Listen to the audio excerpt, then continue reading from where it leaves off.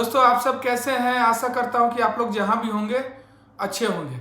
दोस्तों नए income tax slab में आपका नुकसान 12 लाख सालाना वेतन वाले को 5 गुना अधिक देना होगा टैक्स।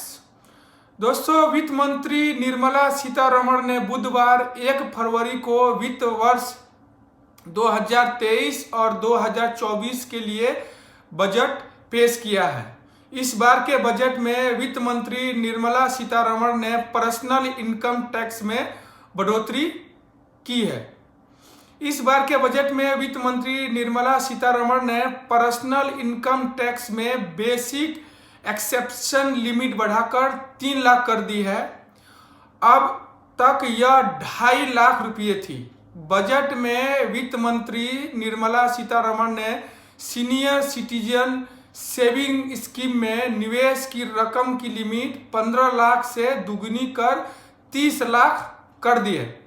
अब वरिष्ठ नागरिक अपनी बचत पर ही 30 लाख रुपये तक की रकम पर अच्छे ब्याज दर का फायदा उठा सकेंगे।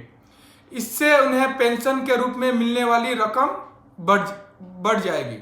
तो चलिए दोस्तों हम इस न्यूज़ के बारे में विस्तार में चर्चा करेंगे। उसके पहले यदि आपने हमारे चैनल को सब्सक्राइब नहीं किया है तो प्लीज़ से सब्सक्राइब कर ले और साथ में बेल आइकन का घंटी दबाना ना भूले दोस्तों, ताकि जो भी हमारा इस तरह का वीडियो है वो नोटिफिकेशन के थ्रू रेगुलर आपको मिलता रहे।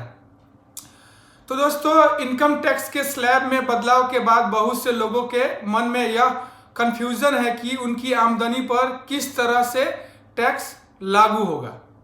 तो दोस्तों आपको बताता हूं, अगर आप भी यही समझना चाहते हैं तो हम आपको यह बता रहे हैं कि अगर आपकी सालाना आमदनी 12 लाख है तो आपको पहले कितना टैक्स चुकाना पड़ता था और अब कितना टैक्स चुकाना पड़ेगा। अगर इनकम टैक्स के पुराने स्लैब के हिसाब से बात करें तो अगर आपकी सालाना आमदनी 12 लाख थी तो उसमें HRA के रूप में 1.8 लाख रुपये की छूट मिल जाती थी। स्टैंडर्ड डिडक्शन के रूप में 52,500 रुपये की छूट मिल जाती है। इसके बाद टैक्स बचत वाले इंस्ट्रूमेंट मसलन 80C के तहत किए जाने वाले निवेश और माता पिता के लिए मेडिक्लेम लेने के मामले में 2.5 लाख रुपये तक की कुल छूट मिल जाती थी।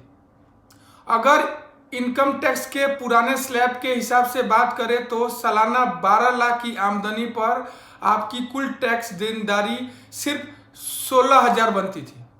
अगर आपने होम लोन लिया हुआ है और ATC के तहत आने वाले सभी निवेश करते हैं तो आप साल में 16,000 का ही टैक्स चुकाते थे। वित्त मंत्री निर्मला सीतारमण द्वारा 1 फरवरी बुधवार को पेश किए जाने के बाद नए इनकम टैक्स स्लैब के हिसाब से आपकी टैक्स देनदारी बदल गई है। तो दोस्तों हमारा ये इन्फॉर्मेशन आपको कैसा लगा हमें कमेंट में ज़रूर बताइएगा। इसी के साथ मैं अपना वीडियो यहीं समाप्त करता हूँ। ध्यान देने के लिए धन्यवाद। नमस्कार।